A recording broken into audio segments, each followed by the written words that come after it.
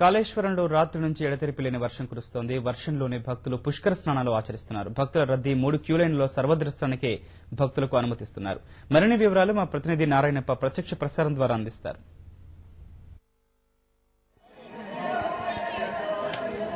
గౌతమ్ 10వ రోజు కాళేశ్వరంలో భక్తుల రద్దీ కొనసాగుతోంది. మరో 2 రోజులు మాత్రమే పుష్కర స్నానాలు ఆచరించేందుకు సమయం ఉండడంతో పెద్ద ఎత్తున భక్తులు తరలి వస్తున్నారు. కాళేశ్వర ముక్తీశ్వర ఆలయ సమీపంలోని గోదావరి నదీ తీరంలో పుష్కర స్నానాలు ఆచరించేందుకు వివిధ ప్రాంతాల నుంచి వాహనాల్లో అదేవిధంగా రోడ్డు రవాణా సంస్థ ఏర్పాటు చేసిన బస్సుల్లో తరలి వస్తుండడంతో కిక్కిరిసిపోయిన పరిస్థితిని మనం ఒకసారి చూడొచ్చు. ముక్తేశ్వర ఆలయం నుంచి గోదావరి నదీ తీరం వరకు ఉన్న రహదారి ఇది 1/2 కిలోమీటర్ మేర ఉంటుంది. ఈ రహదారి పూర్తిగా కిక్కిరిసిపోయింది. తెల్లవారుజామున 4 గంటల నుంచి రాత్రి 9 గంటల వరకు పుష్కర స్నానాలు కొనసాగుతూనే ఉన్నాయి. సాధారణంగా ఉదయం 5 గంటలకు మొదలై మధ్యాహ్నం 3 గంటలు సాయంత్రం 4 గంటల తర్వాత రద్దీ తగ్గిపోతుంది. కానీ గడిచిన 3 రోజులుగా ఇదే పరిస్థితి నెలకొంది. మరో 2 రోజులు మాత్రమే ఆది పుష్కరాల్లో స్నానం ఆచరించేందుకు సమయం ఉండడంతో పెద్ద ఎత్తున భక్తులు తరలి వస్తున్న పరిస్థితి ఉంది. శని ఆదివారాల తరహాలోనే భక్తుల రద్దీ అధికంగా ఉంటుందని అంచనా వేసిన అధికారులు అందుకు తగిన ఏర్పాట్లు చేశారు. నిన్న కూడా ఇదే తరహాలోనే పెద్ద ఎత్తున భక్తులు తరలి వచ్చారు. దీంతో మహదేవ్పూర్ నుంచి కాళేశ్వరం వరకు ఉన్న 17 కిలోమీటర్ల దూరం మేర ప్రయాణం చేయడానికి 4 గంటల నుంచి 5 గంటల వరకు సమయం పట్టింది. దీంతో రద్దీ తీవ్రమైంది.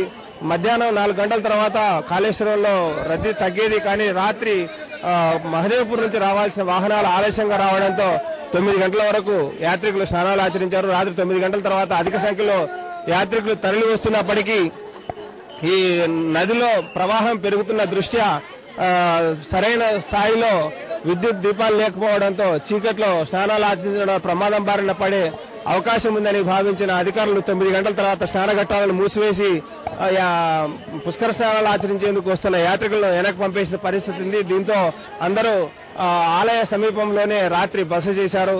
రాత్రంతా ఎడతెరిపి లేని వర్షం. ఇప్పుడు కూడా ఒకటే స్థాయిలో వర్షం పడుతున్నప్పటికీ వర్షాన్ని సైతం లెక్క చేయకుండా యాత్రికులు పుష్కర స్నానాలు చేసేందుకు పెద్ద ఎత్తున తరలి వస్తున్నారు. దీంతో పుష్కర స్నానాలు ఆచరించిన భక్తులందరూ సమీపంలోని కాళేశ్వర ముక్తీశ్వర ఆలయ దర్శనానికి వెళ్తున్నారు. ఆలయం వద్ద భారీ రద్దీ ఏర్పడింది. పుష్కరాలు ప్రారంభమైన సమయం నుంచి ఇప్పటి వరకు ఆలయానికి దాదాపు 1,17,00,000 రూపాయల మేర ఆదాయం వచ్చిందంటేనే ఎంత మేర భక్తులు ఇక్కడ పుష్కర స్నానాలు ఆచరించి కాళేశ్వరుని దర్శించుకున్నారో మనం ఒకసారి అర్థం చేసుకోవచ్చు. లడ్డూల విక్రయం, పులిహోర విక్రయం, 100 రూపాయల ప్రత్యేక దర్శనం ద్వారా ఈ ఆదాయం సమకూరింది. కానీ ఈ చివరి 2 రోజులు భక్తుల రద్దీ అత్యధికంగా ఉంటుందని అంచనాకు వచ్చిన ప్రభుత్వం 100 రూపాయల ప్రత్యేక దర్శనాన్ని పూర్తిగా రద్దు చేసి ఒక 3 క్యూలైన్లు ఏర్పాటు చేసి అంతా సర్వదర్శనం ఏర్పాటు చేశారు. వచ్చిన యాత్రికులు అందరూ ఉచిత దర్శనం ద్వారానే దర్శించుకునేందుకు కల్పించింది. సర్వదర్శనం క్యూలు భారీగా పెరిగిపోవడం, తూర్పు ద్వారం వద్ద మొదలై దక్షిణ ద్వారం మీదుగా ఊరు వాకిలి వరకు దాదాపు 1 కిలోమీటర్ మేర క్యూలైన్లు ఏర్పడడంతో వాటిని అన్నింటినీ రద్దు చేసి పూర్తిగా 100 రూపాయల దర్శనాన్ని సర్వదర్శనానికి అనుమతించారు. సర్వదర్శనం క్యూలో ఉన్న యాత్రికుల్లో భక్తులందరినీ తీసుకొచ్చి 100 రూపాయల దర్శనంలో కలిపేయడంతో కొంత తొందరగా దర్శనం చేసుకుని వెనక్కి వెళ్ళిపోగలుగుతారు. మన దగ్గర కొంతమంది యాత్రికులు ఉన్నారు. వాటిని అడిగి మరిన్ని వివరాలు తెలుసుకుందాం. మీరు ఎక్కడి నుంచి వచ్చారమ్మా? ఏంటి, ఎట్లా ఉంది?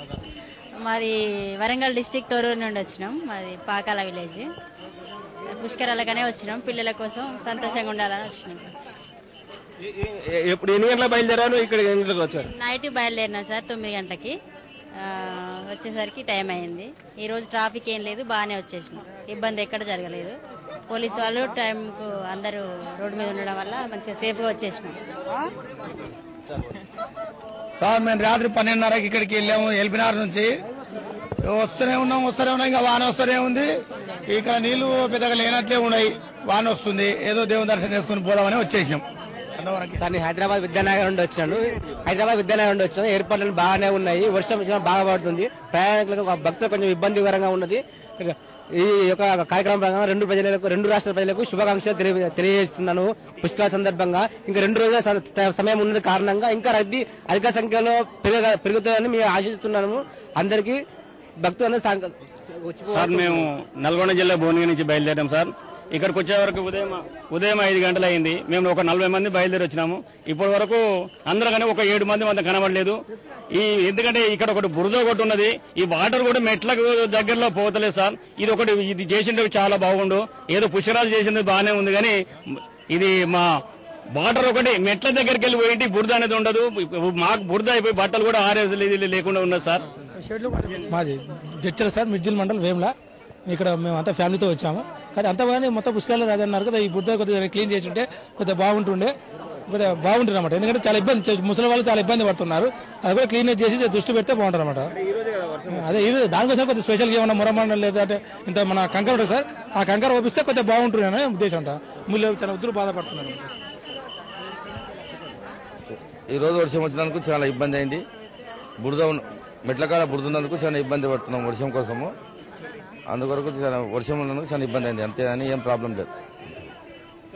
రాత్రి నుంచి కురుస్తున్న ఎడతెరిపి లేని వర్షంతో ఈ మెట్ల ప్రాంతంలో పూర్తిగా బురదమయమైపోయిన పరిస్థితి ఉంది. ఈ నదీ తీరం అంటే మెట్ల స్నానఘట్టాలు ఏర్పాటు చేసిన ప్రాంతంలోనే నీళ్లు లేకపోవడం, నది లోపలికి వెళ్లాల్సి రావడంతో ఈ మెట్ల వైపు నుంచి నది లోపలికి వెళ్లేందుకు ఏర్పాటు చేసిన దారిలో పూర్తిగా బురద మయమైపోయి దిగబడిపోతున్న పరిస్థితితో కొంచెం యాత్రికులు ఇబ్బందులు ఎదుర్కొంటున్నారు. ఇదే తరహాలోనే వాహనాలు నిలిపేందుకు ఏర్పాటు చేసిన స్థలంలో కూడా పూర్తిగా ఇది నల్లరేగడి నేలలు కావడంతో వాహనాలు నిలిపేందుకు ఏర్పాటు చేసిన స్థలాల్లో కూడా రాత్రంతా కురిసిన వర్షంతో బురదమయమైపోయింది. దీంతో ఎగువ ప్రాంతాల నుంచి వస్తున్న వాహనాలకు అంటే దక్షిణ తెలంగాణలోని మహబూబ్ నగర్, నల్గొండ, రంగారెడ్డి, హైదరాబాద్ తో పాటు వరంగల్, కరీంనగర్ ప్రాంతాల నుంచి పెద్ద ఎత్తున వాహనాలు తరలివస్తున్నాయి. ఈ వాహనాలన్నింటినీ పార్కింగ్ చేయడానికి కాస్త ఇబ్బంది ఎదురవుతుంది.